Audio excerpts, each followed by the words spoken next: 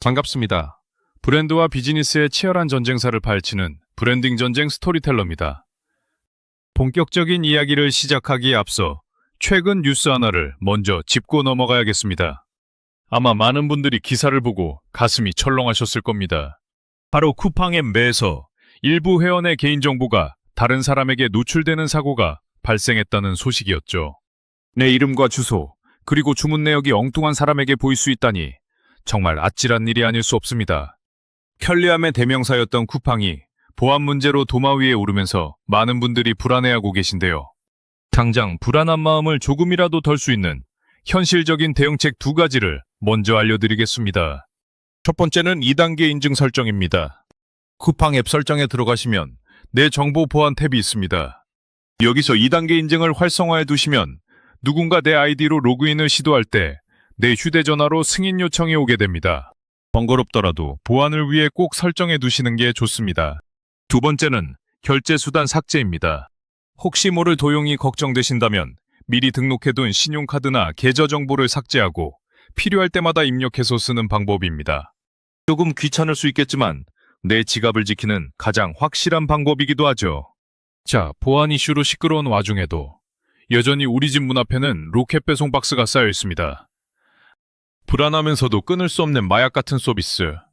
도대체 쿠팡은 어떻게 우리 삶 깊숙이 파고들어 대한민국 유통의 판도를 뒤집어 놓은 걸까요? 오늘 브랜딩 전쟁의 주제는 대한민국 5천만 국민의 지갑을 두고 벌어지는 세기의 대결, 바로 쿠팡과 이마트의 유통 전쟁입니다. 한쪽에는 30년 동안 대한민국 오프라인 유통을 지배해온 공룡 이마트와 금수저 경영자 정용진 회장이 있습니다. 그리고 반대편에는 무모한 적자 전략으로 유통의 상식을 파괴해버린 승부사 김범석 의장이 서 있습니다. 땅을 지키려는 자와 하늘을 장악하려는 자의 싸움, 구시대와 신시대의 충돌, 지금부터 영화보다 더 드라마틱한 10가지 에피소드를 중심으로 이들의 전쟁사를 낱낱이 파헤쳐 보겠습니다.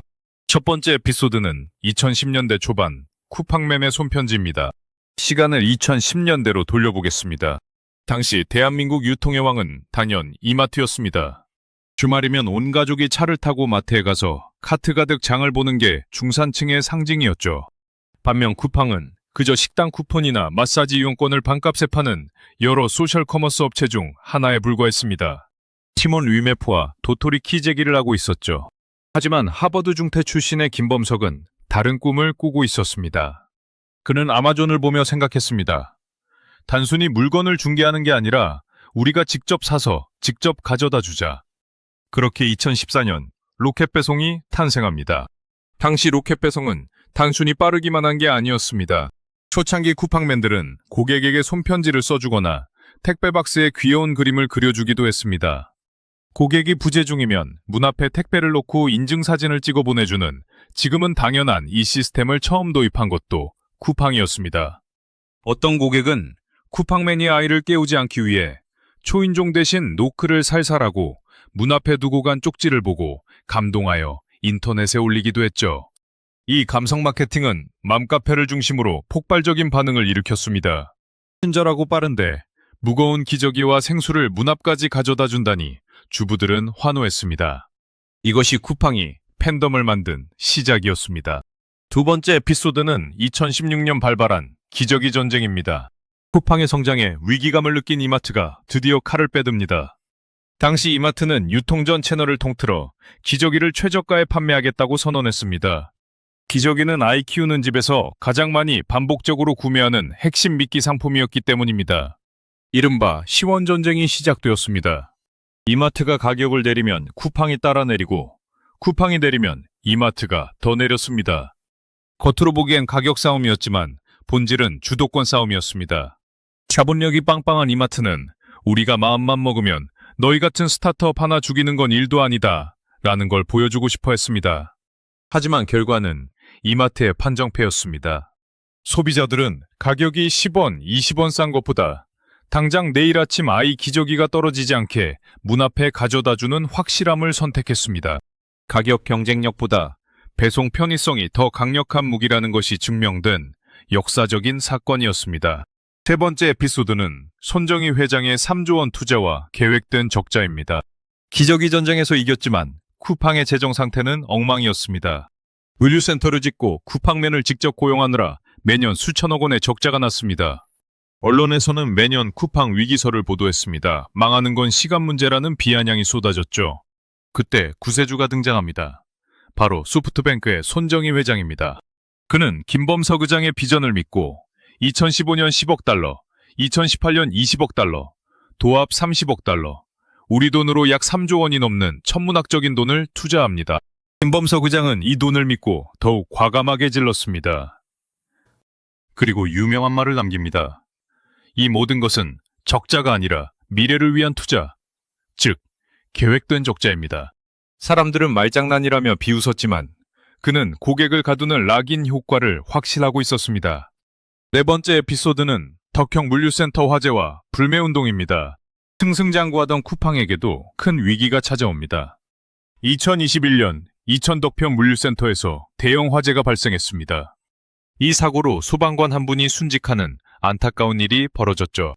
화재 자체도 문제였지만 사고 수습 과정에서 보여준 쿠팡의 태도와 열악한 노동 환경 문제가 불거지면서 소비자들의 분노가 폭발했습니다. 쿠팡 탈퇴 릴레이가 이어졌고 불매운동이 확산되었습니다. 쿠팡 없이 못 산다던 충성 고객들조차 등을 돌릴 정도였습니다.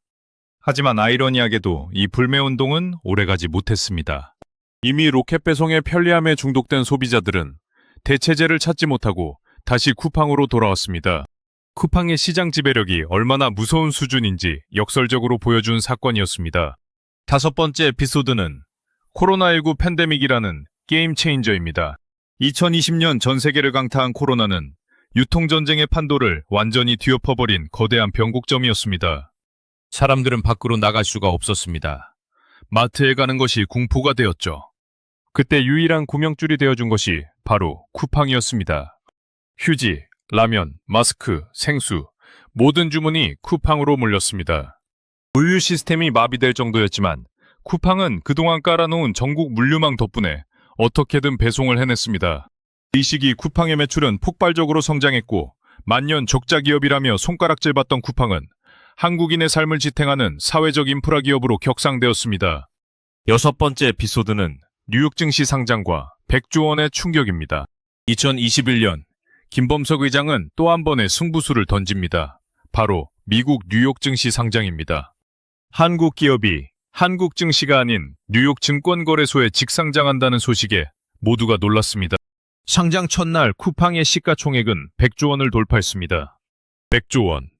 이는 당시 이마트, 롯데쇼핑, 현대백화점 등 국내 주요 유통 대기업들의 시가총액을 모두 합친 것보다도 훨씬 큰 금액이었습니다. 이마트와 정용진 부회장에게 이것은 엄청난 충격이었습니다. 30년 넘게 벽돌을 쌓아올린 유통제국의 가치가 불과 10년 된 적자투성이 온라인 기업의 발끝에도 못 미친다는 성적표를 받아든 셈이었으니까요. 자존심에 큰 상처를 입은 오프라인 공룡의 반격이 시작되는 계기였습니다. 일곱 번째 에피소드는 지마켓 인수와 승자의 저주 논란입니다. 자극을 받은 이마트는 결단을 내립니다. 쿠팡을 잡기 위해선 덩치를 키워야 한다. 2021년 이마트는 무려 3조 4천억 원을 베팅해 이베이 코리아를 인수합니다. 지마켓과 옥션을 운영하던 국내 이커머스 1세대 기업이죠. 정용진 부회장의 승부수였습니다. 단숨에 이커머스 시장 점유율 2위로 올라서며 쿠팡을 추격하겠다는 계산이었습니다. 하지만 업계의 시선은 차가웠습니다. 한물간 플랫폼을 너무 비싸게 샀다는 승자의 저주 우려가 쏟아졌습니다. 실제로 인수 이후 지마켓은 이렇다 할 시너지를 내지 못하고 오히려 이마트 전체 실적을 깎아먹는 애물단지가 되었습니다. 온라인과 오프라인의 화학적 결합이 얼마나 어려운지를 보여주는 사례가 되었습니다. 여덟 번째 에피소드는 SSG 랜더스와 야구 마케팅입니다. 정용진 부회장의 광폭 행보는 여기서 멈추지 않았습니다. 그는 야구단 SK 와이번스를 인수해 SSG 랜더스를 창단했습니다. 야구장에 온 관중들을 신세계 유니버스로 끌어들이겠다는 큰 그림이었습니다. 이 전략은 꽤 성공적이었습니다. 정용진 구단주는 직접 유니폼을 입고 마운드에 올랐고 SNS로 팬들과 소통하며 용진이 형 신드롬을 일으켰습니다. 야구장에는 스타벅스가 들어서고 노브랜드 버거가 팔렸습니다. 창단 2년 만에 통합 우승을 차지하며 유통과 스포츠 엔터테인먼트의 결합이라는 신세계만의 독보적인 오프라인 경험을 만들어냈습니다. 쿠팡이 줄 수 없는 경험의 가치를 증명한 셈입니다. 9번째 에피소드는 흑자와 적자의 뒤바뀐 운명입니다. 2023년 드디어 운명의 성적표가 공개되었습니다. 쿠팡은 창사 13년 만에 처음으로 연간 흑자를 달성했습니다. 그것도 6천억 원이 넘는 영업이익이었습니다. 계획된 적자가 끝났음을 알리는 팡팔이었습니다. 매출액 30조 원 돌파. 이마트를 제치고 명실상부한 대한민국 유통매출 1위 기업으로 등극했습니다. 반면 이마트는 창사 이래 처음으로 연간 적자를 기록했습니다. 충격이었습니다. 대형마트 1등 신화가 무너진 것입니다. 건설 경기가 안 좋아지면서 자회사인 신세계건설의 적자가 반영된 탓도 있었지만 본업인 마트 부문의 부진이 뼈 아팠습니다. 10번째 에피소드는 반값 킹크랩 오픈런과 이마트의 본질입니다. 위기에 몰린 이마트는 다시 기본으로 돌아갔습니다. 온라인이 절대 따라올 수 없는 것, 바로 신선식품입니다. 이마트가 대량 매입을 통해 킹크랩을 시중 가격의 절반에 내놓자 전국 이마트 매장 앞에는 새벽부터 긴 줄이 늘어서는 오픈런이 벌어졌습니다. 문이 열리자마자 킹크랩을 사기 위해 달리는 사람들의 모습은 아직 오프라인의 힘이 살아있음을 보여주는 상징적인 장면이었습니다. 쿠팡은 공산품은 로켓처럼 빠르지만 킹크랩이나 화로회 같은 초신선 식품은 아직 이마트의 소식 능력과 신선도를 따라가기 어렵다는 점을 공략한 것입니다. 본업 경쟁력 강화. 이것이 정영진 회장의 새로운 생존 전략이 되었습니다. 그리고 마지막 11번째 에피소드. 알리와 테무의 공습입니다. 쿠팡과 이마트가 피 터지게 싸우는 사이 새로운 적들이 바다 건너에서 몰려왔습니다. 바로 중국의 알리익스프레스와 테무입니다. 이들은 초저가를 무기로 한국 시장을 무서운 속도로 잠식하고 있습니다. 쿠팡에게도 이들은 위협적입니다. 쿠팡이 그동안 최저가와 빠른 배송으로 시장을 장악했는데 알리와 테무는 배송은 좀 느려도 가격이 말도 안 되게 쌌으니까요. 이제 전선은 쿠팡 대 이마트의 양자 대결에서 알리와 테무까지 가세한 다자간 전쟁으로 확대되었습니다. 쿠팡은 수성을 위해 와우 멤버십 혜택을 강화하고 쿠팡이츠 무료 배달을 선언했습니다. 이마트는 CJ 대한통운과 손을 잡고 물류 효율화를 꾀하는 한편 신세계 유니버스 클럽이라는 통합 멤버십으로 고객들을 묶어두려 합니다. 자, 이제 결론입니다. 2024년 그리고 다가올 미래, 승자는 과연 누가 될까요? 한 가지 분명한 것은 이제 유통은 단순히 물건을 사고 파는 행위가 아니라는 점입니다. 쿠팡은 시간을 팔고 있습니다. 고객의 귀찮음을 대신 해결해주는 시간 절약의 가치를 팝니다. 이마트는 공간과 경험을 팔고 있습니다. 가족과 함께하는 즐거움, 오감을 만족시키는 체험의 가치를 팝니다. 김범석 의장은 한국을 넘어 대만 등 아시아 시장으로 눈을 돌리며 글로벌 기업을 꿈꾸고 있고, 전용진 회장은 30년 유통 노하우를 바탕으로 오프라인만이 줄 수 있는 대체 불가능한 가치를 증명하려 합니다. 최근 발생한 쿠팡의 개인정보 유출 사고는 덩치만 커진 공룡 쿠팡이 내실을 다져야 할 시점임을 경고하고 있습니다. 반면 이마트는 적자의 늪을 탈출해 다시 이익을 내는 구조로 체질을 개선해야 하는 숙제를 안고 있습니다. 혁신하지 않으면 죽는다. 오늘의 1등이 내일의 꼴찌가 될 수 있다. 쿠팡과 이마트의 전쟁은 기업 경영의 영원한 진리를 우리에게 보여주고 있습니다. 여러분의 선택은 어디인가요? 편리함의 극치, 로켓 배송인가요? 아니면 경험의 즐거움, 이마트 카트인가요? 이들의 전쟁이 끝나는 날, 대한민국 유통지도는 또 어떻게 바뀌어 있을까요? 브랜딩 전쟁, 오늘은 대한민국 유통판을 뒤흔든 두 거인의 대결을 11가지 에피소드로 살펴봤습니다. 다음 시간에도 더 치열하고 흥미진진한 브랜드들의 전쟁 이야기로 돌아오겠습니다. 여러분의 구독과 좋아요는 저에게 큰 힘이 됩니다. 감사합니다.